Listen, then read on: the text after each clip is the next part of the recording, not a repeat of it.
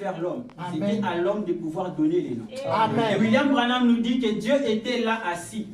Il écoutait la prédication de l'homme. Il était dans un seul but. Il voulait voir si l'homme allait refléter ce qui était en lui. Et l'homme selon son image, selon sa ressemblance. Il voulait maintenant voir si cet homme était réellement à sa ressemblance. Lui, Dieu avait des noms qui étaient cachés en lui. Maintenant, pour tester la chose, le Seigneur s'est assis et il voulait écouter l'homme. Il fait passer les lions. L'homme pouvait dire que ça, je vais l'appeler les lions. C'était exactement les noms qui étaient dans la Bible. Et le Seigneur pouvait dire gloire à lui-même. Dieu pouvait faire passer le singe. Et quand l'homme pouvait donner ses noms, le Seigneur se voyait totalement dans l'homme. Il y avait cette communication totale. Rien ne pouvait empêcher l'unité entre l'homme et le Seigneur. Il y avait cette continuité. La pensée de Dieu, sans que cela ne soit exprimé, était directement manifestée au travers de l'homme. Parce qu'en l'homme, il y avait la totalité de la parole qui était entre ses mains. Les rouleaux que nous cherchons à récupérer aujourd'hui, les rouleaux que nous disons avoir reçus aujourd'hui, tout cela était déjà entre la main de l'homme. C'est pourquoi William Branham me dit que Ève avait bien sûr péché, mais Adam n'avait pas péché. Adam avait commis l'iniquité, parce que c'était quelque chose qu'il connaissait. Adam avait la connaissance. Elle vient de pécher. Elle vient de commettre un péché. L'amour qu'il avait pour elle a fait qu'il puisse aller chercher à racheter. Mais ce n'était pas une créature parfaite. Il n'était pas parfait. Voilà pourquoi il est allé sauver Ève en commettant lui-même le péché qu'il savait. Mais pourquoi il pouvait faire ça? Il savait que le Seigneur, il a créé l'homme pour lui, Dieu. Il savait qu'il a été créé à l'image de Dieu, selon la ressemblance de Dieu. Et Branham dit que l'esprit de l'homme, c'était juste une partie de la théophanie de Dieu qui était sortie. Tel que vous êtes là. Si vous êtes un enfant de Dieu, si vous avez l'Esprit de Dieu en vous, vous n'êtes pas une créature du temps. Vous n'êtes pas une créature qui a commencé. Vous étiez avec Dieu. Rien ne soit créé. Vous avez simplement été manifesté. Alléluia. Oh, gloire à Dieu. Vous n'êtes pas une créature qui a eu un temps. Voilà pourquoi vous n'aurez pas de faim. Vous pouvez prendre même après la mort, vous continuerez à vivre. Parce que vous avez été avec le Seigneur. Donc quand Dieu voulait créer d'abord toutes choses, qu'est-ce qui était? On peut se poser des questions. Dans le 4 évangiles, nous voyons Matthieu a parlé, Marc a parlé, Luc également a parlé. Mais quand on arrive à Jean, il a parlé d'une autre manière. Les autres ne faisaient que répéter ce que Jésus faisait quand il était sur la terre. Mais Jean, à son tour, il n'a pas commencé par ce qui s'est passé sur la terre. Il est rentré avant que soit créé. Et il est venu nous dire, au commencement. Branham nous dit que c'était le moment où les temps avaient commencé. Parce qu'avant qu'il y ait les temps, il y avait quelque chose. Mais dans cette chose-là, c'était totalement le vide. Branham, par la grâce de Dieu, Dieu lui a ramené avant le commencement. Il a dit que grâce aux yeux spirituels, yeux surnaturels, il n'arrivait à rien voir. Il n'y avait ni lumière, il n'y avait ni ténèbres. Vous allez vous poser la question, mais qu'est-ce qu'il y avait là? Branham nous dit qu'il y avait un être. Que même les yeux surnaturels ne pouvaient pas voir. Il était là. Personne ne pouvait le voir. Car il était lui-même. En lui, il y avait des attributs. En lui, il y avait des manifestations. En lui, il y avait toi et moi. Je tiens là sous forme de preuve. Rien ne soit créé. Avant même que le temps ne soit créé. Voilà pourquoi le temps ne peut pas vous arrêter. Vous ne pouvez pas craindre la mort. Si la mort venait, il en est que nous déplacer d'un nous vivions avant que le temps ne soit créé. Parce qu'il y a deux grandes dimensions. Bien sûr qu'il y a beaucoup de dimensions, mais il y a deux grandes dimensions. Avant, il n'y avait qu'une seule dimension, c'est ce que nous appelons l'éternité.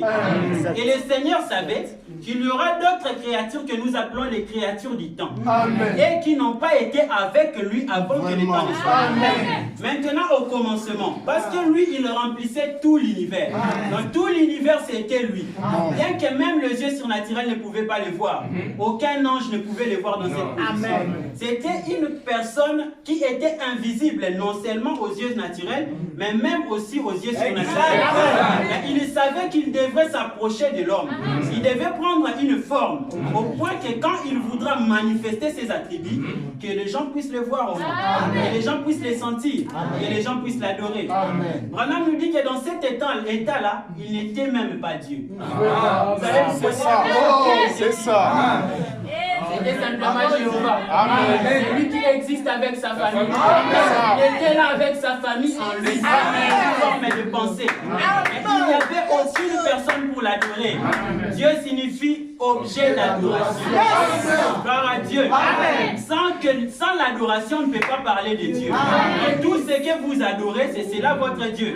Voilà pourquoi on pouvait dire que c'est lui qui aime le monde.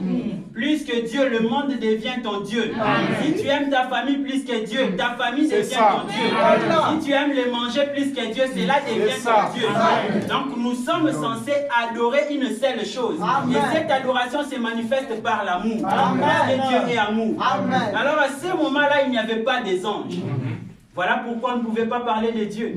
C'était simplement Jéhovah. Il était là avec sa famille en lui, avec plein des attributs. Il pouvait savoir que je suis Dieu. Dans sa pensée, il voyait les anges l'adorer. Mais cela n'a pas encore été manifesté.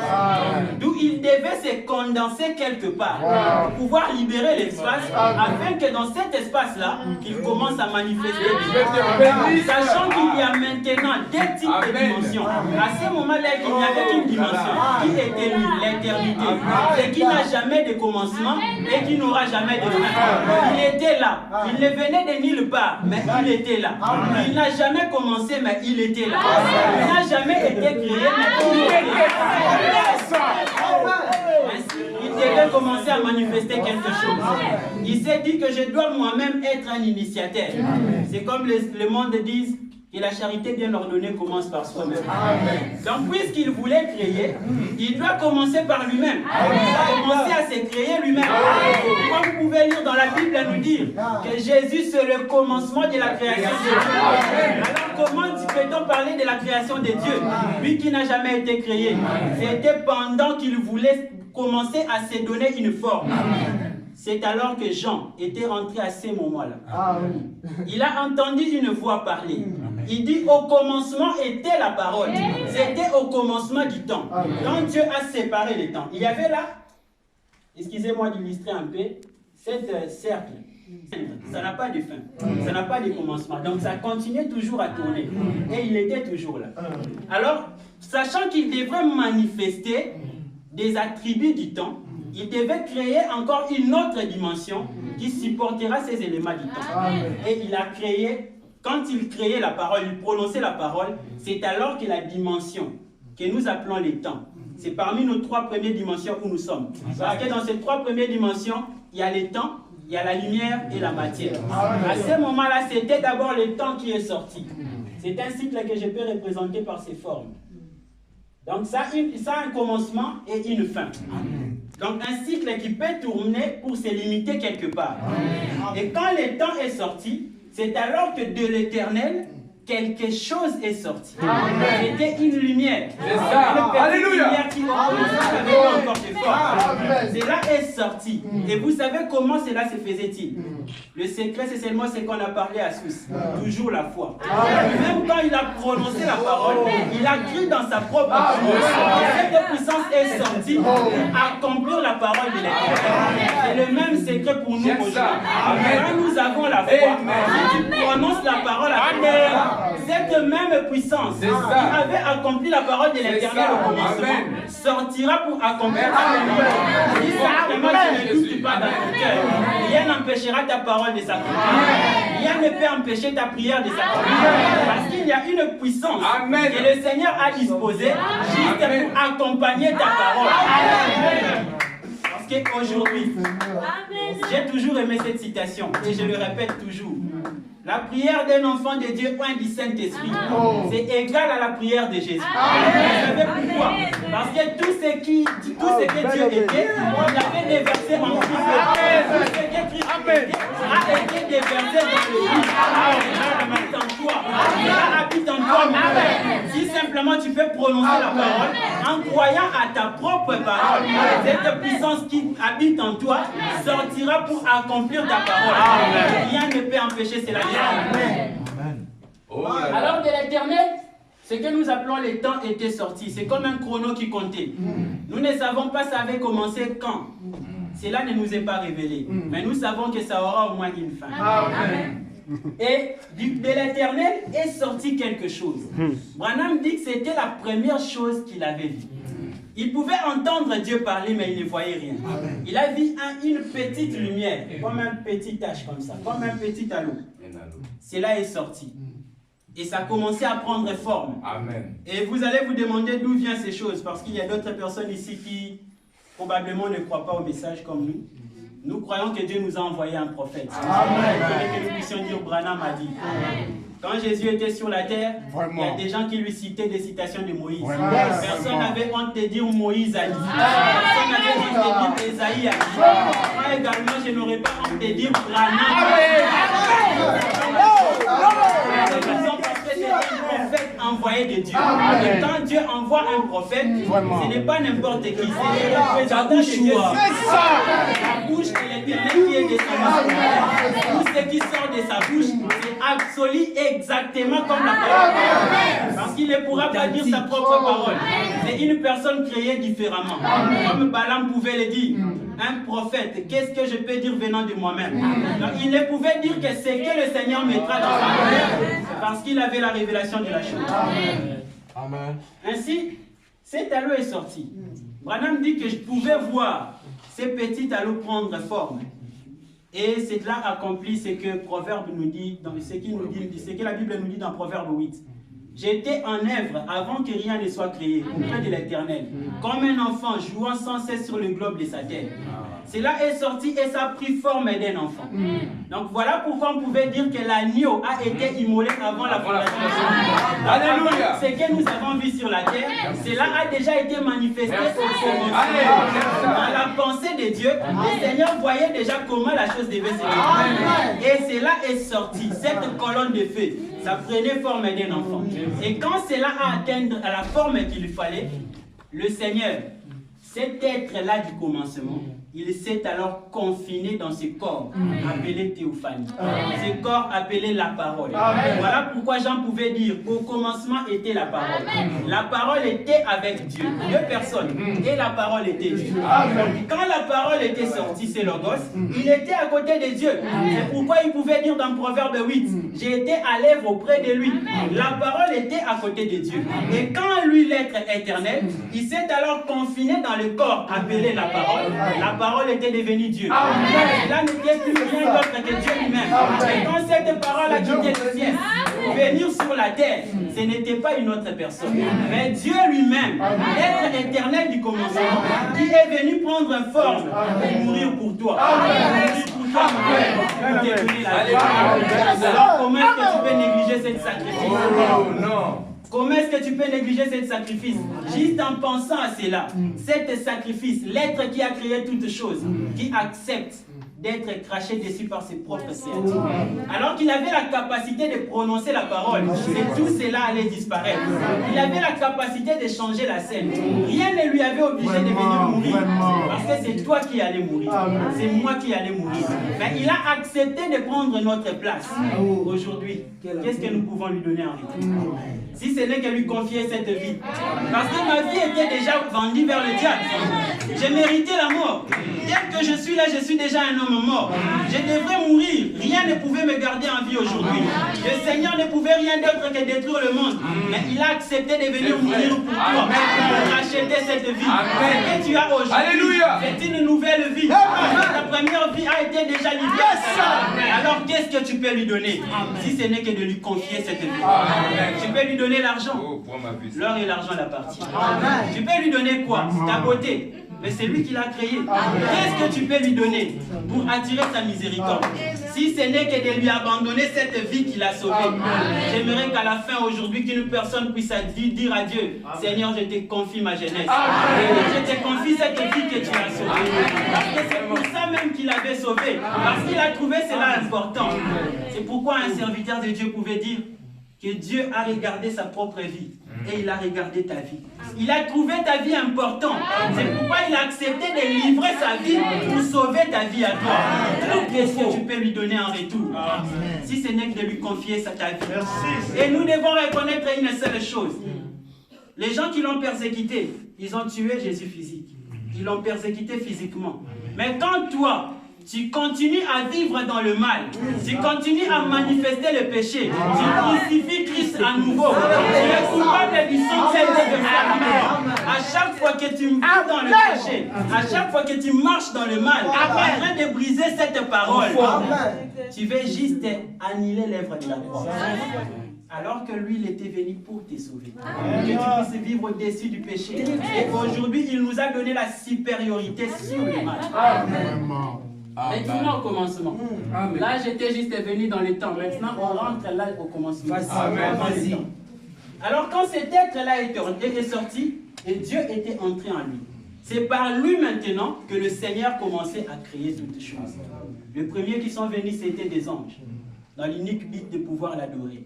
C'était là sa troisième attribut qui a été manifestée. Vous allez me dire, c'était quoi la première et la deuxième? La première attribut, c'était l'attribut père. Parce qu'on ne peut pas être père sans avoir un enfant. Vous devez avoir un enfant pour être père. Tel que je suis là, j'ai tous les attributs d'être un père. Mais je ne le suis pas encore. Le jour où j'aurai un enfant, c'est alors que mon attribut père sera manifesté. Je suis un fils parce que j'ai un père. C'est l'attribut fils qui est manifesté chez Dieu. Alors au commencement, quand il a prononcé la parole, cette logos qui est sortie de lui, c'est ce que nous appelons le Fils. Voilà pourquoi il pouvait dire j'étais là comme un enfant. C'était un enfant obéissant au Père. Il est sorti du Père. C'est alors que le Père a manifesté pour la première fois un attribut que nous appelons le Père. Et quand lui-même il est entré dans cet élément qui a eu le temps, cet élément qui a eu un commencement, c'est alors qu'il est devenu le Fils de Dieu. C'était le Père qui devenait son propre Fils. L'être éternel qui s'incarnait dans les temps. Celui qui n'a jamais eu un commencement, qui s'est donné un commencement. Celui qui n'a jamais été créé, qui s'est créé lui-même. Que le Seigneur vous bénisse. Le Seigneur a manifesté ses attributs. C'est alors qu'il viendra créer les anges. Les anges sont venus pour l'adorer. Et c'était là maintenant qu'il était Dieu. Un sujet d'adoration. Mais en lui, il y avait toujours des attributs. Je suis créateur. Oui, j'ai créé des choses. Les anges pouvaient les regarder. Je suis un Dieu. Oui, nous t'adorons. Mais je suis un sauveur. Ils étaient là tranquilles. Parce que vous ne pouvez pas adorer Dieu sur ce qu'il ne vous a pas fait. Pour l'adorer, il faut voir cet attribut être manifesté. Et vous pouvez adorer. Et ils étaient là. Ils adoraient Dieu comme des créatures. Ils adoraient Dieu comme leur créateur. Ils adoraient Dieu comme leur sujet d'adoration. Mais les anges n'ont jamais péché. Il leur disait, je suis guérisseur. C'est quoi guérisseur? Je suis un sauveur. C'est quoi sauveur? Dieu devait manifester tous ces celui qui a la révélation le saura. Tel que je suis là, j'ai été dans le péché. Le Seigneur est venu me sauver. Et quand le diable vient pour me rappeler mes péchés, je glorifie Dieu pour mes péchés. Vous savez pourquoi? Parce que sans ces péchés-là, je n'allais pas comprendre comment Dieu était sauveur. Si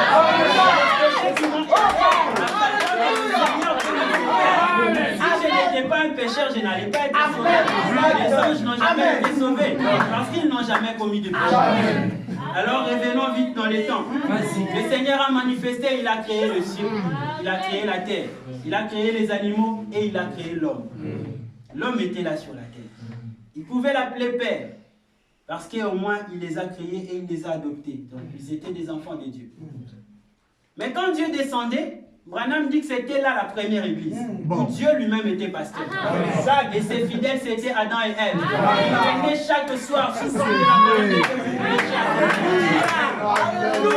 Il descendait là et parlait à son peuple. De bouche en bouche, comme l'aigle nourrit ses enfants. Ce n'était pas par un intermédiaire des credos dénominationnels, mais c'était la parole pure du Seigneur, qui sort directement de la bouche de Dieu. Aujourd'hui, la bouche de Dieu, c'est le prophète. La prédication en dehors du prophète, c'est le mouvement. Ça n'est pas la révélation. La Bible nous dit qu'un peuple sans prophète, une révélation, c'est un peuple sans frein. Dieu ne peut pas traiter avec une personne sans frein. Qui ici acceptera de monter dans la voiture sans frein? Mais tu risques la mort. N'entre pas là, ce n'est pas mon sujet. Vous allez m'excuser, mais je ne peux que dire la vérité. Alors le Seigneur a créé l'homme. Et quand il descendait à chaque fois, c'était pour manifester ses attributs. Pour présenter à l'homme ce que lui il est. Il ne pouvait pas prêcher autre chose. Nous prêchons Dieu. Alors lui, il prêchait qui? Il se prêchait lui-même. Voilà pourquoi il gira par lui-même. Il n'y avait personne. Il girait par lui-même. Il ne fait que se prêcher lui-même. Il venait dire à l'homme, je suis un sauveur. Père, tu m'as créé. Je t'adore parce que tu es mon Dieu. Mais je suis aussi sauveur. Je peux te guérir quand tu seras malade. Mais Père, c'est quoi la maladie? L'homme ne connaissait pas cela. Et le Seigneur voulait manifester ses attributs. C'est pourquoi nous pouvons nous poser des questions. Dieu savait que cet arbre de connaissance de Dieu ne servirait pas à l'homme. Alléluia. Il a dit, tu ne vas pas manger cela. Mais pourquoi il avait créé? Il aurait pu faire disparaître la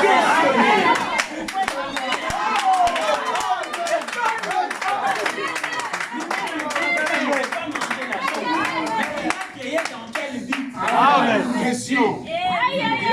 Les Français disent que l'interdit attire. Toi-même, tu as créé la chose et tu nous interdis de manger. Pourquoi tu l'avais créé? Pourquoi ne pas l'ôter de là? C'était un moyen pour lui, Dieu, de manifester ses attributs. Il y aura une personne appelée le diable. Il viendra pour donner cette révélation à l'homme. Et pousser à désobéir à Dieu. Et cela brisera la communion entre Dieu et l'homme. C'est ainsi que lui-même, Dieu, viendra sur la terre pour pouvoir racheter cet homme et manifester son attribut de sauveur. Manifester son attribut de guérisseur.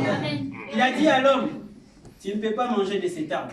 Parce que l'homme pouvait se demander, mais c'est quoi être guéri? J'ai dit que tu peux me guérir, mais c'est quoi la maladie? Oh non, la maladie, quand il sent la tête, mais quand on sent la tête, là, on sent comment? Il ne connaissait rien de la maladie. Alors le Seigneur lui a dit, tu ne peux pas manger de cet arbre. Il a dit Amen. Et il a gardé la parole.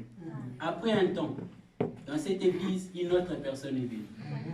Ils étaient là, ils écoutaient la prédication d'une seule personne. C'était la parole pure qui sortait de la bouche de Dieu directement. Pas des pensées humaines, pas des credos des hommes, pas des dogmes créés par des théologies humaines, mais la parole qui sortait directement de la bouche de Dieu. Et aujourd'hui, nous savons c'est quoi la bouche de l'Éternel. Aussi longtemps que vous vous nourrissez de la parole qui sort de la bouche de Dieu, rien ne brisera votre communauté. Dès lors que vous quitterez la bouche de Dieu, écoutez des credos des hommes, écoutez des interprétations de l'homme, la communion sera brisée. Vous a-t-il réellement dit? Mais la parole dit réellement encore. Il voulait juste l'amener à penser. Il nous est interdit de réfléchir. Réfléchis pas sur la parole. On voit simplement la bouche. Dieu n'est pas notre grand-père. Quand un grand-père te parle, tu peux bouder. Mais lui, c'est le roi des rois. On ne peut pas résister à sa parole. Quand il dit c'est Amen. Quand il dit c'est absolu. Quand il dit fais, tu fais. Quand il dit ne fais pas, tu ne fais pas. Oh non, simplement ajouter comme ça, qu'est-ce que ça peut faire? Il dit ne fais pas. Arrête. Oh non, je ne peux pas comprendre. Mais quand je fais ceci, D'ailleurs, il fait chaud. Lui dit ne fais pas. Qu'est-ce que tu veux réfléchir? Mais qu'est-ce qu'il y a du mal seulement si je peux faire ça? Même il connaît. Il te dit ne fais pas. Sa parole, c'est seulement Amen.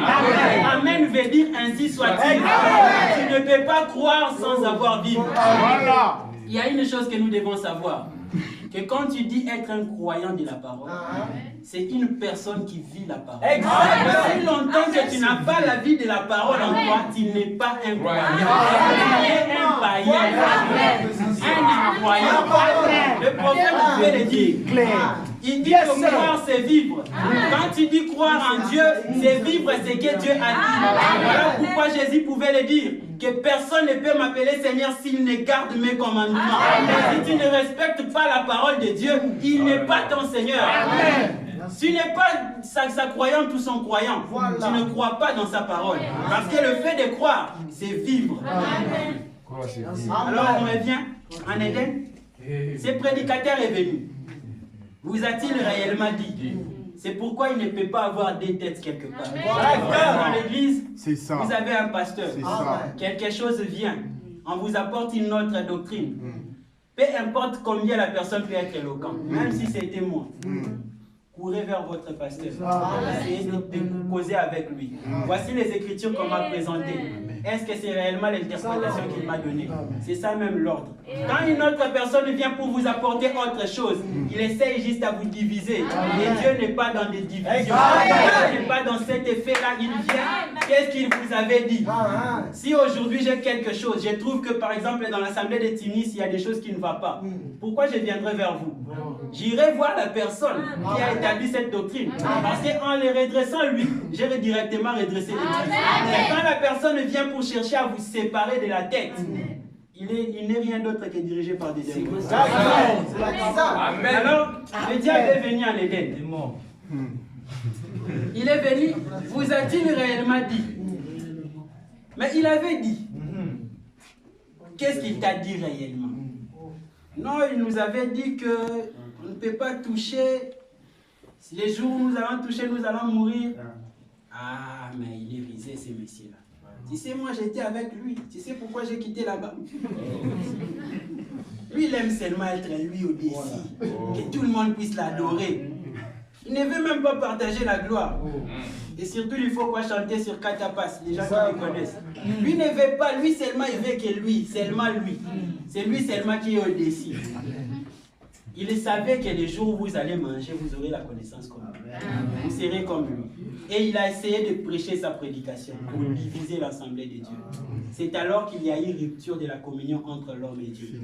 Et cette rupture a fait que l'humanité tout entière a été plongée dans le chaos. Adam, sachant que lui a été créé pour Dieu, il savait que Dieu ne pouvait pas le détruire. Parce que la Bible nous dit que la femme n'a pas été créée pour Dieu. La femme a été créée pour l'homme. C'est l'homme qui a été créé pour Dieu. C'est pourquoi quand une femme dans la maison désobéit à son mari, il ne respecte pas Dieu. Combien tu peux penser que tu adores Dieu? Quand tu ne respectes pas ton chef, tu es dans la position de disgrâce. C'est pourquoi Branham me dit que l'homme, la femme sert Dieu en servant son mari. Elle a été créée comme aide de l'homme, comme aide de Dieu. C'est pourquoi nous ne croyons pas dans des prédications des femmes.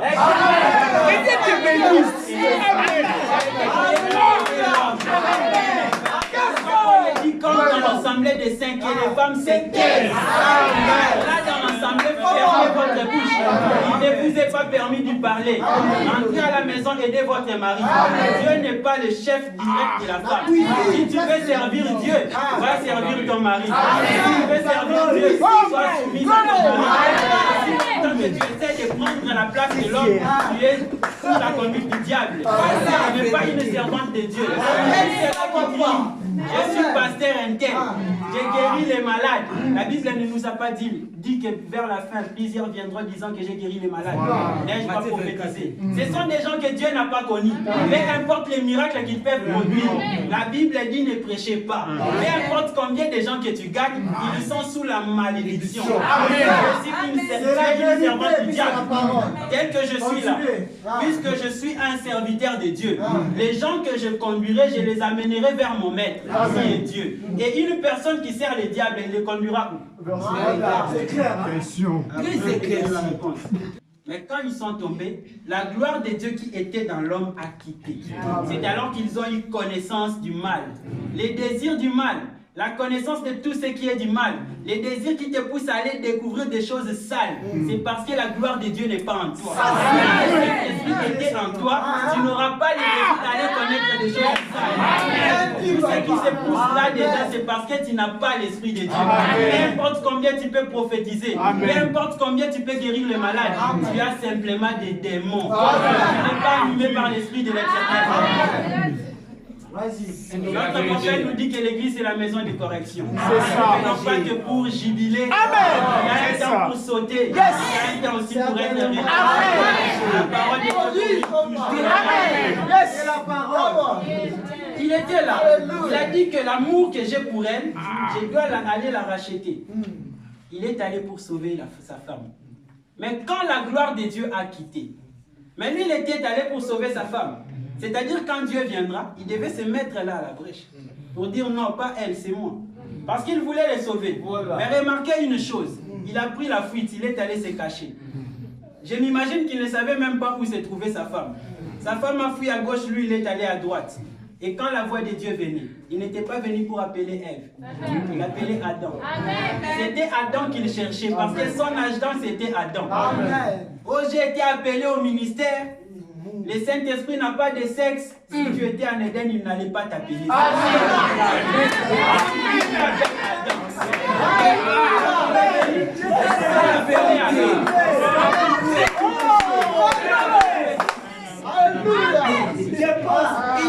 appelé Adam. Où es-tu? Et Adam s'est montré. Seigneur, je me suis caché parce que j'ai entendu ta voix. Mais qu'est-ce que tu as fait? As-tu mangé de ce que je vous avais interdit? Lui était allé pour sauver sa femme. Mais là, il se défend. Oh non, c'est pas moi. D'ailleurs, c'est la femme que tu avais créée. C'est seulement l'Esprit de Dieu qui cherche à sauver l'autre. Quand toi, tu cherches toujours à jeter la faute à l'autre, toi, tu as toujours raison. C'est seulement lui qui a tort.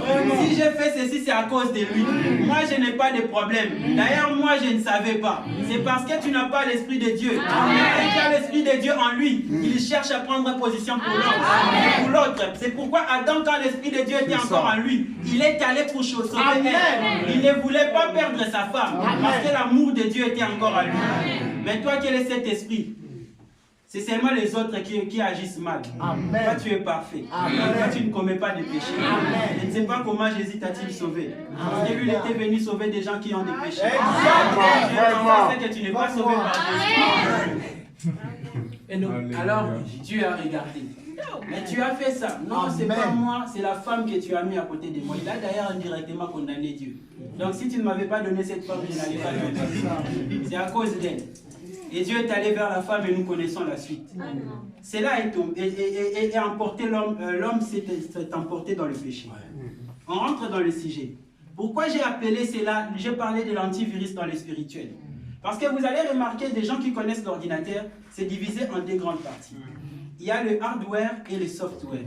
Donc la partie externe de l'ordinateur, que tout le monde peut toucher, tout le monde peut avoir l'accès, et la partie interne.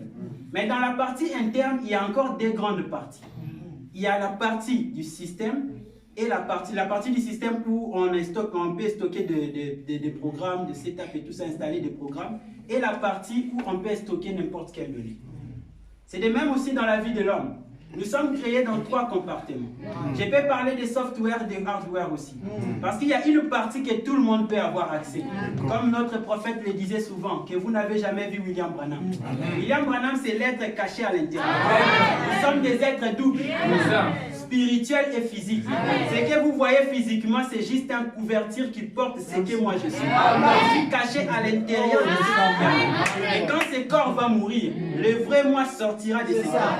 C'est la partie que l'œil naturel ne peut pas voir, la partie que nous ne pouvons pas toucher. Et cette partie spirituelle est également divisée encore en deux parties. C'est ce que nous appelons l'âme et le corps. Donc je peux représenter cela par des cercles. Il y a l'âme, l'esprit et le corps. emporté dans le mal. Le péché est venu siéger dans l'âme. Parce que le corps, c'est ce que nous voyons. Sans cet être intérieur, c'est-à-dire l'âme et l'esprit, ce corps est un cadavre. Ceci ne peut pas agir. Donc, il ne peut pas réfléchir. C'est dans l'esprit que nous pouvons réfléchir. La pensée se trouve dans l'esprit. Et des décisions se trouvent dans l'âme. C'est là, à l'intérieur, que nous prenons des décisions. Quand le diable vient pour te souffler, il traverse ton esprit par des pensées. Quand ces pensées qui te poussent à aller vivre dans l'adultère, ces pensées qui te poussent à aller vivre dans l'impudicité, aller dans des boîtes de nuit, faire toutes ces choses sales que vous faites là, que je ne peux même pas citer ici. C'est quand le diable vient dans ta pensée.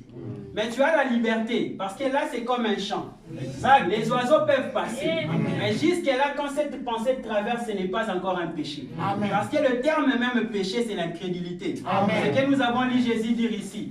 Le Saint-Esprit, quand il viendra, il convaincra le monde du péché. Pourquoi? Parce qu'ils n'ont pas cru en moi. Le fait de ne pas croire à la parole de Dieu, même si tu vis dans la sainteté, tu es un pécheur. Parce que tu ne crois pas dans la parole de Dieu. Christ n'est pas une partie. Tu ne peux pas me dire que tu m'aimes, mais tu ne veux pas voir ma mère chez toi. Quand tu ne veux pas voir ma mère chez toi, c'est moi qui tu as rejeté. Parce que je ne peux pas couper ma mère juste pour venir chez toi. Quand tu rejettes une partie de moi, c'est moi que tu as rejeté. Christ est la parole. Ce que Jean dit, là, au commencement était la parole était avec Dieu et la parole était Dieu. Vers le verset 14, il dit la parole a été faite chair.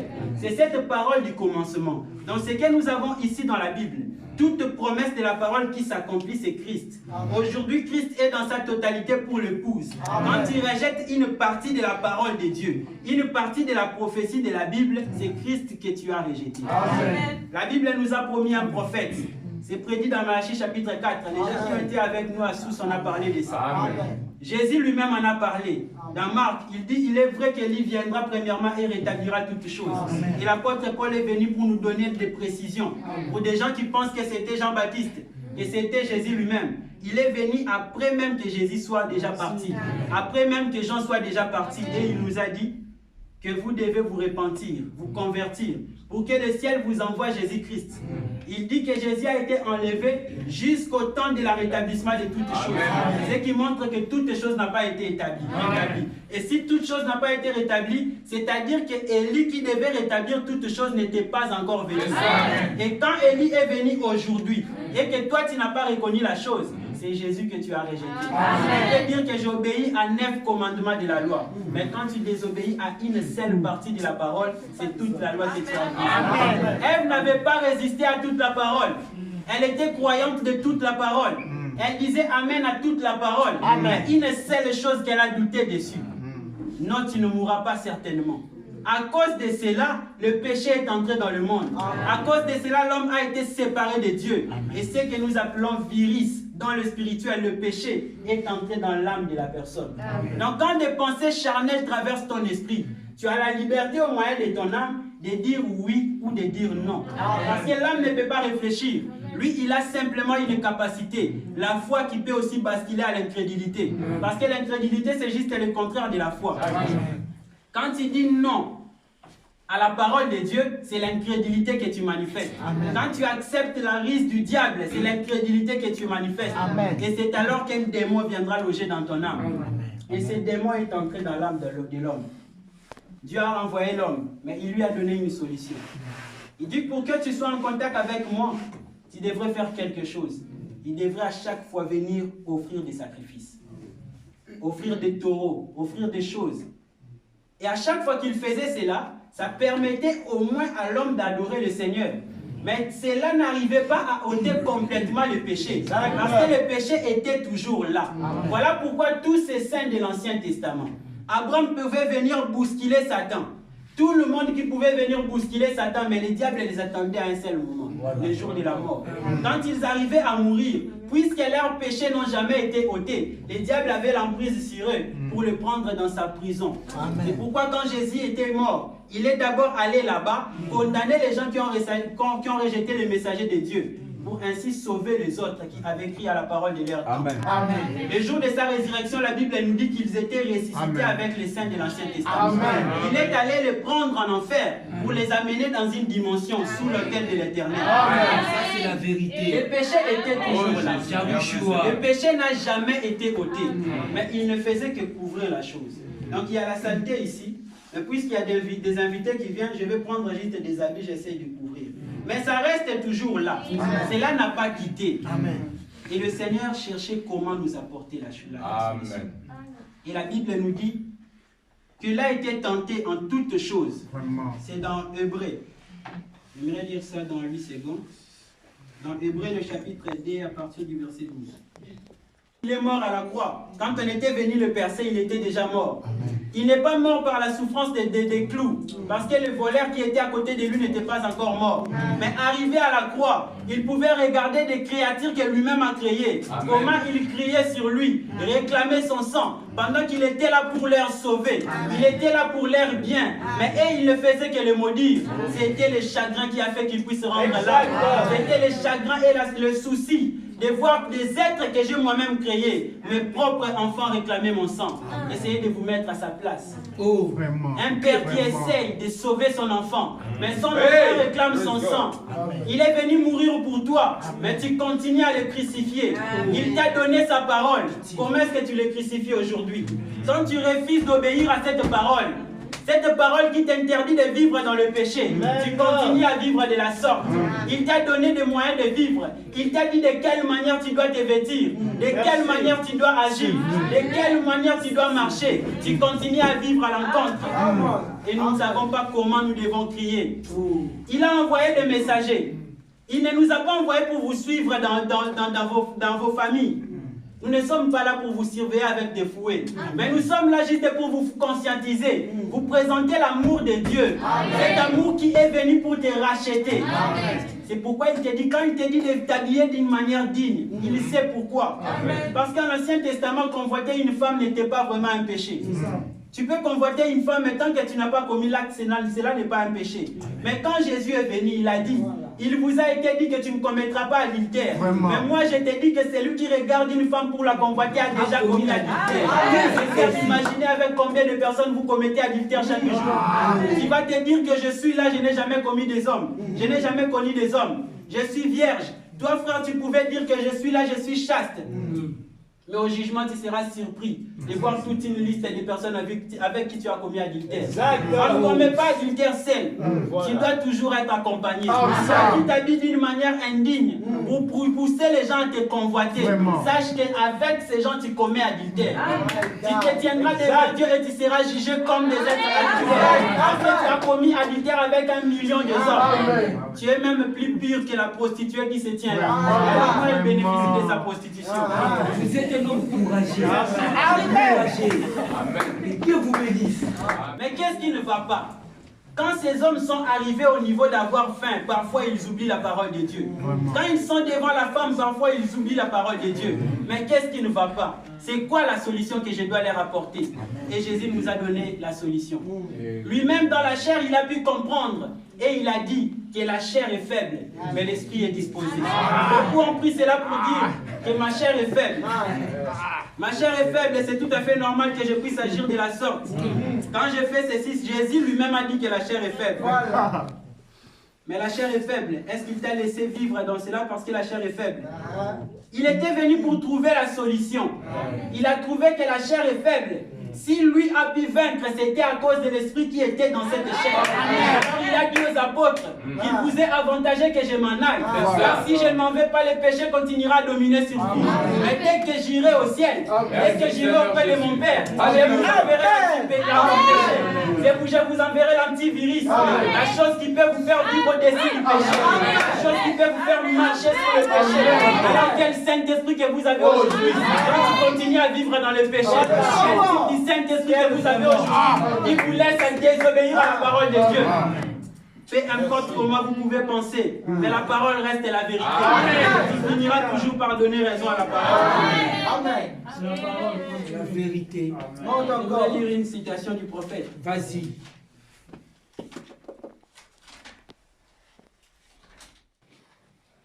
Le prophète dit, mais alors, ce qu'on fait, on va extraire du poids d'un autre rondin et on le bat très fort. Eh bien, si seulement vous preniez ces bois de gopher et que vous les plongez dans l'eau, ils seraient trempés d'eau et se détruiraient dans quelques minutes. Soit qu'on l'immerge, qu'on le plonge, si seulement cela pouvait ainsi. Mais voyez-vous, Dieu prend la folie de la prédication de l'évangile. Il prend des gens faibles et humbles pour montrer sa puissance. Amen. Il prend les gens non instruits pour confondre ceux qui ont de grandes instructions. Amen. Il prend des choses simples pour confondre les sages. Amen. Ici, le prophète lit, je n'ai pas voulu lire un peu beaucoup, il parle de bois de gopher et nous connaissons cela. Donc quand le messager de Dieu devait construire l'arche, il a pris le bois de gopher. Et ce bois-là, c'était un bois où si vous placez comme ça dans l'eau, ça peut facilement se détruire. Donc ce bois était très faible. De même que ta chair est faible. La chair que tu vantes toujours, ma chair est faible. Laisse-moi vivre dans le péché. Si Dieu prenait cela, si le messager prenait cela comme ça, dans quelques temps, cela allait directement se détruire. Parce que la chair était faible.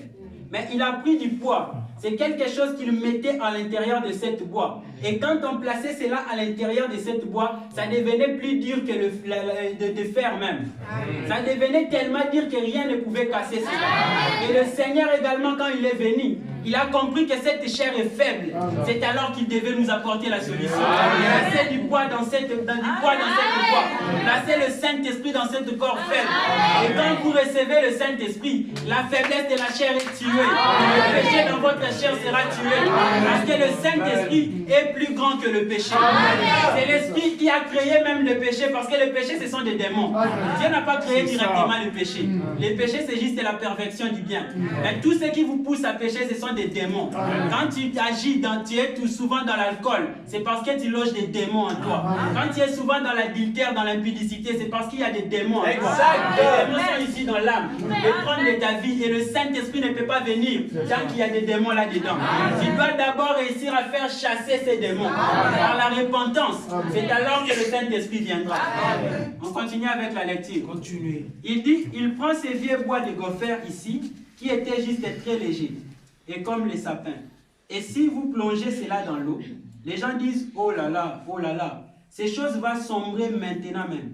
Eh bien, maintenant, ce qu'ils disent, eh bien, que peut faire cette bande pour dire ceci? Vous entendez ces remarques. Mais avant qu'il soit sur le point de flotter, Dieu a dit, ce n'est pas encore bien fini.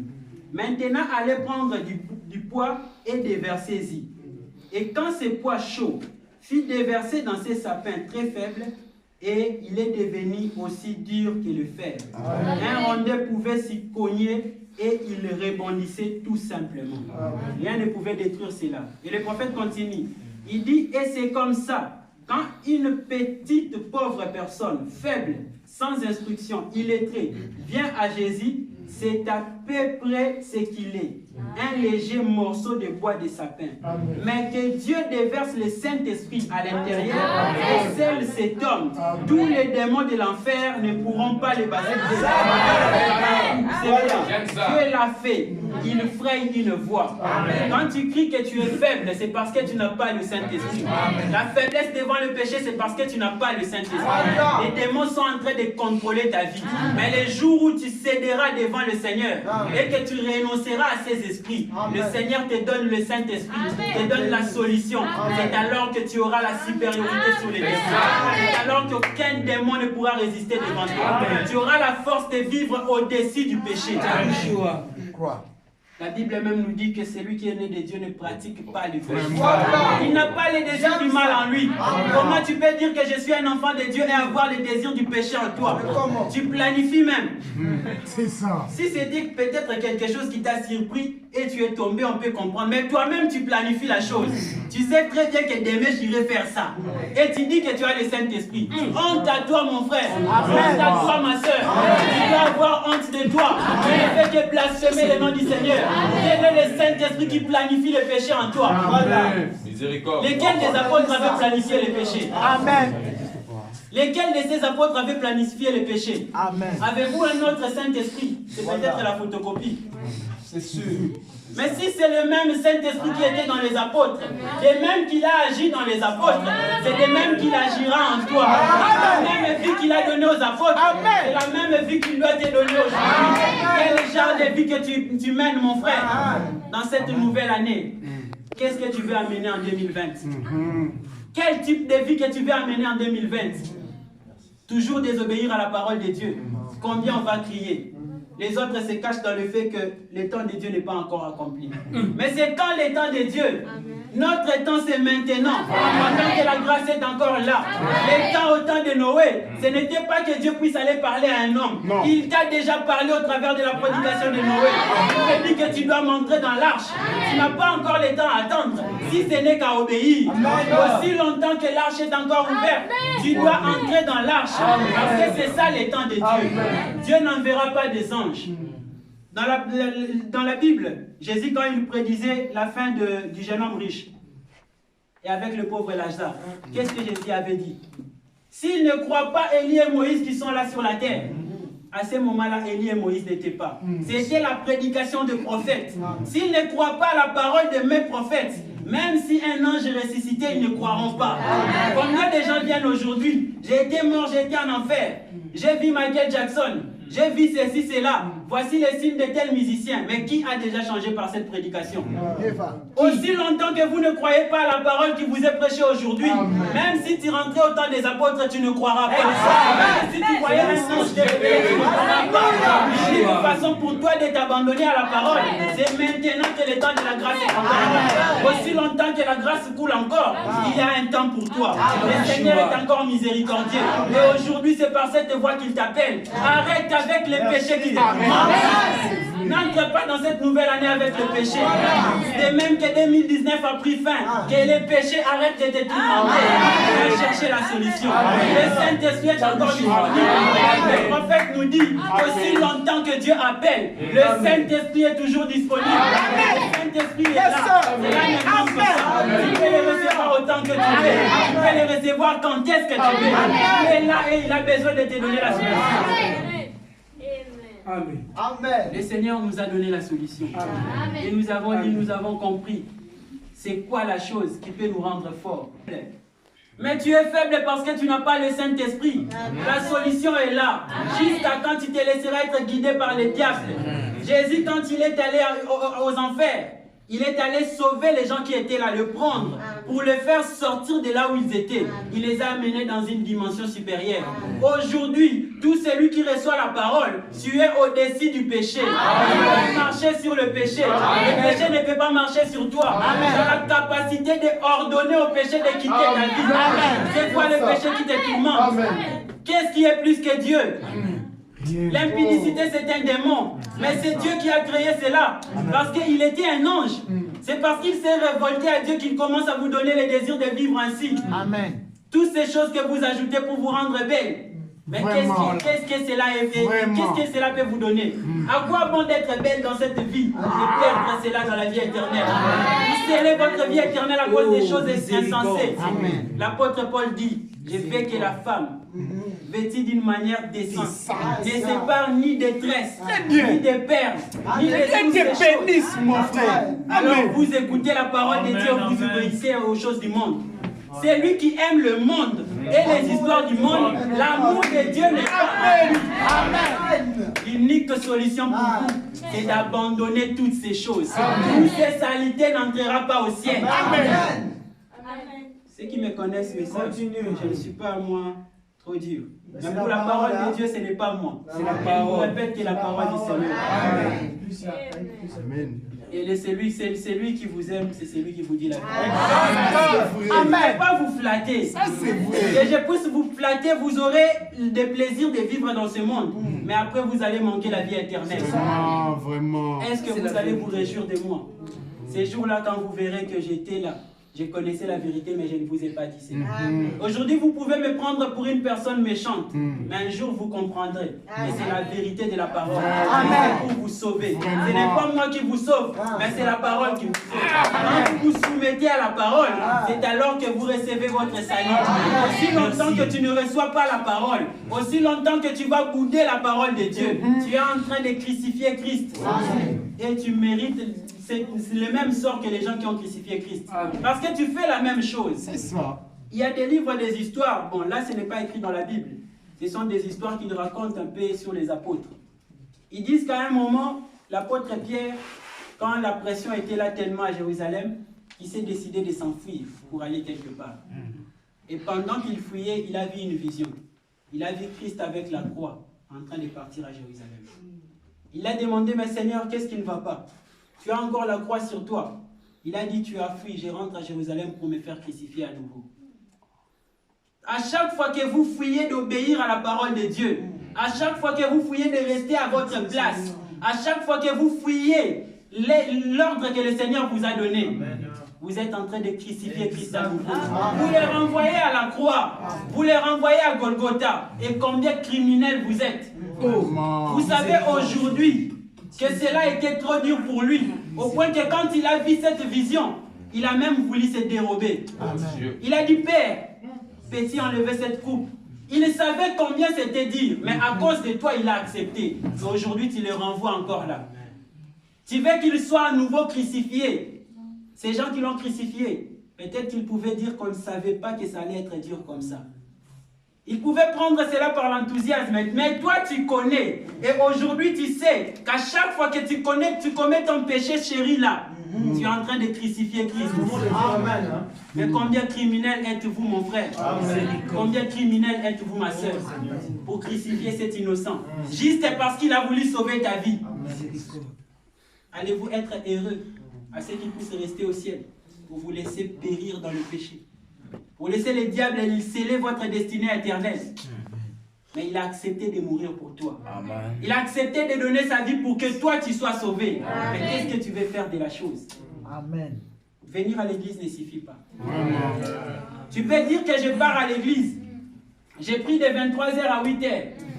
Je peux prier du lundi au dimanche sans me fatiguer.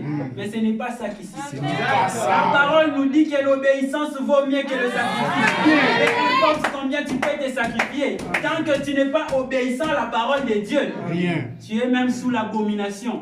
Parce que cette même Bible nous dit que la prière d'un pécheur, c'est de la puanteur au nez de Dieu. Quand tu reviens de ton péché et que tu te mets à prier, tu es juste en train de puer devant le nez de Dieu. Comment peut-il écouter une telle prière? Mieux vaut pour toi ne même pas prier. Va d'abord te repentir. Va d'abord arranger ta vie. Parce qu'aujourd'hui, tu appelles à la repentance. On peut beau crier. On peut beau chanter des gloires à Dieu. On peut beau prophétiser. Mais tant que nos vies ne s'alignent pas à la parole de Dieu, à quoi bon de gloire à Dieu? Amen. Tu viens aujourd'hui à l'église. On te parle de la vérité de la parole. Demain, on répète la même chose. Le lendemain, on répète la même chose. Le surlendemain, on répète la même chose. Mais tu ne changes toujours pas. Mais tu veux que qui puisse parler, que Gabriel puisse descendre pour te parler, pour que tu puisses changer. Il y a une seule place qui t'est réservée. Parce que la mort ne change pas un homme. Amen. La mort ne change pas une femme. Amen. La vie que tu as ici, c'est la même vie que tu auras de l'autre côté.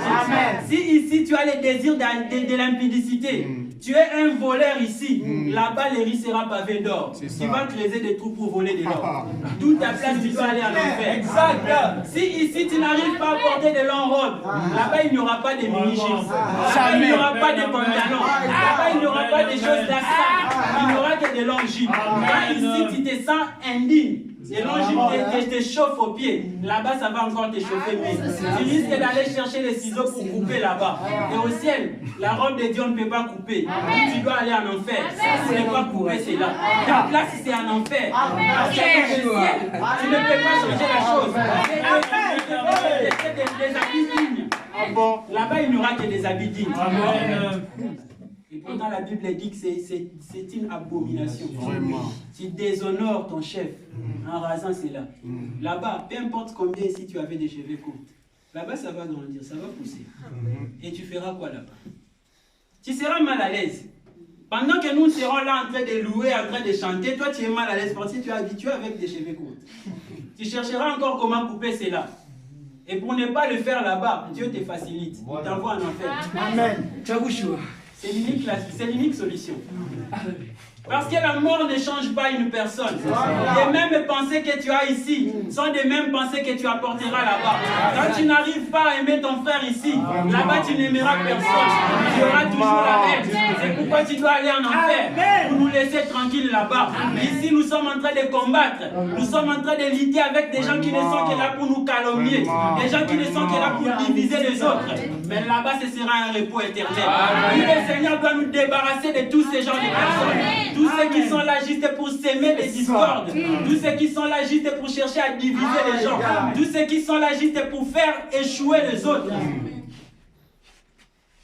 Les accusateurs des autres. Vraiment. Tu sais, est-ce que tu l'as vu? Ce qu'il avait fait, elles sont tous les seuls. C'est ça, frère. Quel Saint-Esprit avez-vous? Satellite. Tu connais même les détails des autres personnes pendant que tu étais là. Mais qu'est-ce qui ne va pas avec toi? Ce travail-là aujourd'hui, il y a une seule personne qui est accusateur des cieux. Satan. C'est lui qui monte là-bas au ciel pour accuser les enfants de Dieu. Mais quand tu te confies cette charge, vous savez-vous ce qu'il a fait? D'ailleurs, il avait dit ceci. Tu n'as pas écouté. C'était à toi, non? Voilà ce qu'il a fait. C'est simplement parce que tu es animé de l'esprit du diable, l'esprit de l'accusateur des saints. C'est pourquoi tu dois nous épargner.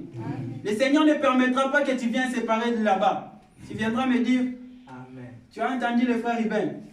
Voilà ce qu'il a dit. On risque d'aller nous chamailler là-bas au ciel pour rien. D'où pour éviter cela, tu dois aller en enfer. Pour nous laisser vivre en paix là-bas au ciel. Le Seigneur a accepté de donner sa vie pour nous. C'est dans ce but qu'il a pourvu à cette solution. Et l'unique façon, c'est de recevoir le Saint-Esprit. Et quand le Saint-Esprit arrive dans l'âme, c'était la chose qui avait détruit notre ordinateur. On croyait avoir l'antivirus et on a laissé. Ce n'est pas parce que tu as reçu le Saint-Esprit aujourd'hui que tu dois croiser tes mains. Je reste là. J'ai déjà la chose, c'est la vie éternelle. Les péchés vont commencer à te détruire et le Saint-Esprit va s'envoler. Parce que le Saint-Esprit en toi agira par rapport à la quantité de la connaissance que tu as. Tu dois à chaque temps mettre ton Saint-Esprit à jour en le nourrissant de la parole. Tu ne peux pas fuir la parole de Dieu. Tu ne peux pas éviter la parole de Dieu. Tu dois à tout moment méditer sur la parole. Tu es à tout moment devant la Bible. Tu es à tout moment devant les brochures. Tu aimes à tout moment écouter des prédications parce que tu dois nourrir le Saint-Esprit. Aussi longtemps que le Saint-Esprit est nourri, c'est alors qu'il te donne la connaissance, c'est alors qu'il te donne des tactiques pour savoir combattre le diable. Nous ne sommes pas là pour croiser les bras, mais nous sommes comme des soldats. Nous nous appelons des soldats chrétiens. Un soldat, c'est une personne qui est pour combattre. Et comment tu dois combattre si tu ne connais pas des règles? Tu dois combattre selon des règles. Et le prophète qui était un boxeur, il nous dit qu'un bon boxeur, pour bien combattre, il doit connaître les tactiques de l'ennemi. Amen. Beaucoup aujourd'hui, par crainte du diable, ils essaient de nier l'existence du diable. Tu veux citer le nom du diable? Hey, arrête. Moi, je suis au-dessus du diable, ne me parle pas de ça. C'est parce qu'il a peur. Voilà. Si tu veux mieux vaincre le diable, tu dois chercher comment le diable agit. Reconnaître qu'il existe pour pouvoir le combattre. Et comment tu le reconnaîtras? C'est en nourrissant ton Saint-Esprit par la parole. En écoutant chaque temps la parole. Parce que dans ces livres, ce n'est pas un simple livre d'histoire. Dans ces livres, il y a le commencement, il y a la fin, il y a même l'éternité. Nous connaissons tout ce qui existe dans ces livres. Nous connaissons comment le diable existe dans ces livres. Nous connaissons d'où il a commencé. Par quel moyen il s'était infiltré pour séduire. Et comment il essaiera de séduire aujourd'hui. C'est en lisant la Bible que tu connaîtras les tactiques du diable. Si tu es esclave du péché, mon frère, c'est simplement parce que tu ne médites pas ta Bible.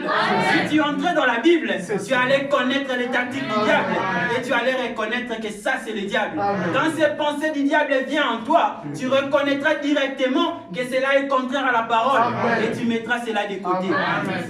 Voilà l'importance de mettre ton Saint-Esprit à jour. Dans ces faibles mots que nous disons là, est-ce qu'il y a une personne qui peut reconnaître qu'il était loin de Dieu? Vraiment, Dans cette nouvelle année, vraiment. est-ce qu'il y a une personne qui peut accepter de commencer cela avec Dieu? Qui connaît la chanson du frère Lifoko, où il a chanté la sentinelle? Il y a un homme qui a engagé une sentinelle. Il lui dit, monsieur, je t'engage juste pour surveiller dans ma porte. Mais surtout, n'entre pas dans ma maison. Ma maison ne te concerne pas. La sentinelle a dit, ok, je resterai là. Je vais juste veiller dans la cour. Au milieu de la nuit, le voleur est entré dans la maison. Je ne sais pas s'il était venu par hélicoptère et il a trouvé là-bas pour entrer dans la maison. Il est entré et il a volé tout ce qui était au salon.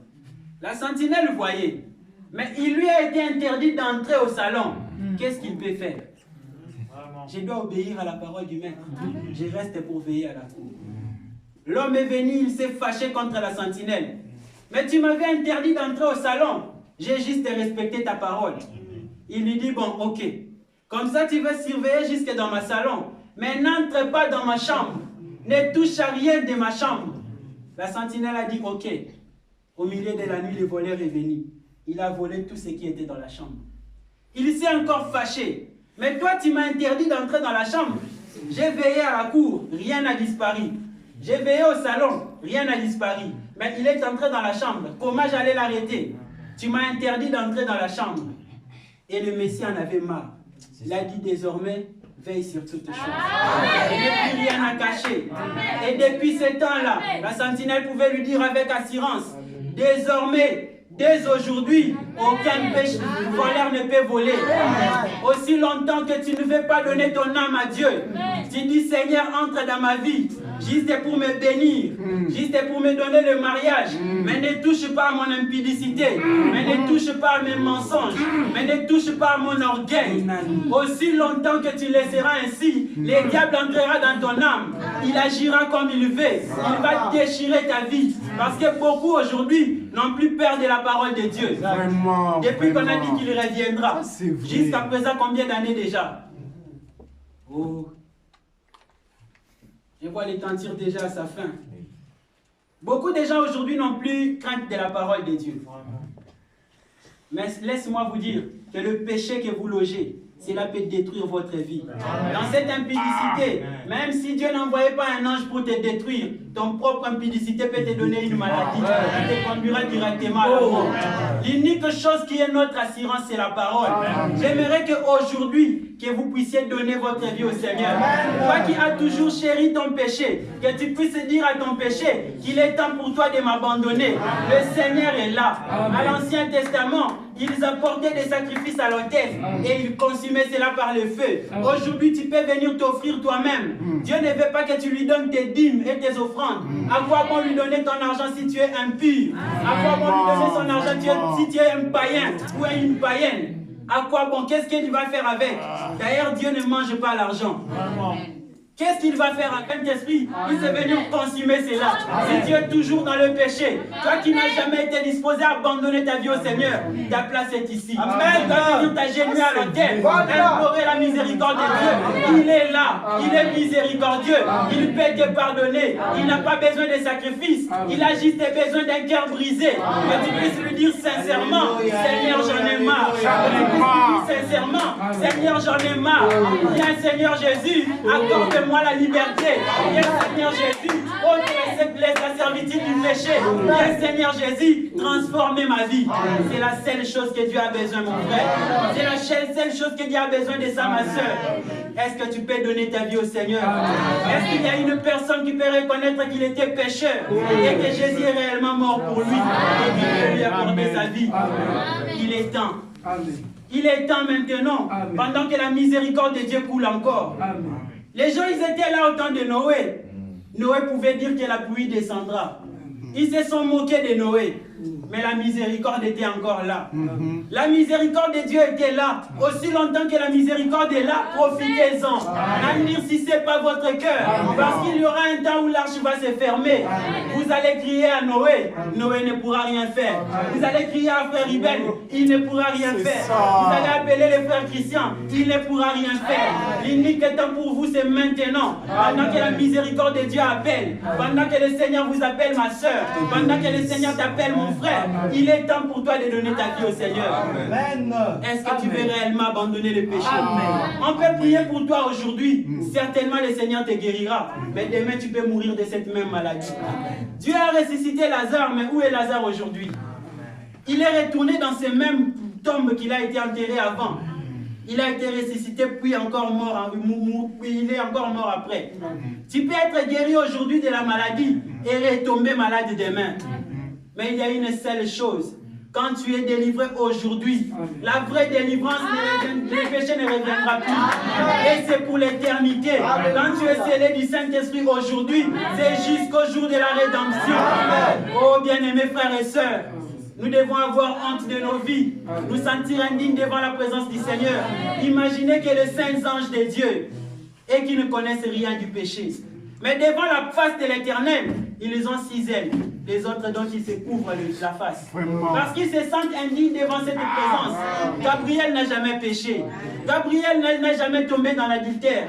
Mais toi, tu as l'orgueil de venir à la maison de Dieu et tu sors comme tu veux pour aller commettre le même péché pendant que l'ange de l'Éternel circule ici. Qui voudra donner sa vie au Seigneur? Alors qu'on va prier ici, j'aimerais qu'aujourd'hui, vous puissiez réellement abandonner cette vie. Commencez cette année avec Christ. Commencez cette année avec le salut. Commencez cette année avec la liberté du péché. Commencez cette année étant victorieux. Parce que nous ne combattons pas avec un adversaire fort. Les péchés qui te tourmentent, c'est simplement parce que toi-même tu lui donnes la force.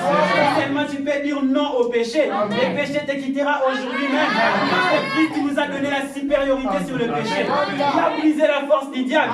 Le diable n'a plus de force, mon frère. Le diable n'a plus de force, ma soeur. Il est temps pour toi de le reconnaître. C'est une simple menace. Il ne fait que te faire croire qu'il est fort. Et pourtant, il n'est pas fort. C'est lui qui est fort, c'est Jésus. C'est lui qui est fort, c'est lui. C'est lui qui a donné sa vie pour toi. C'est lui qui veut te donner la vie éternelle. Tu veux donner ta vie au Seigneur aujourd'hui. Commencez cette nouvelle année avec le Seigneur. J'aimerais dire un petit mot si le frère Ibn va me permettre.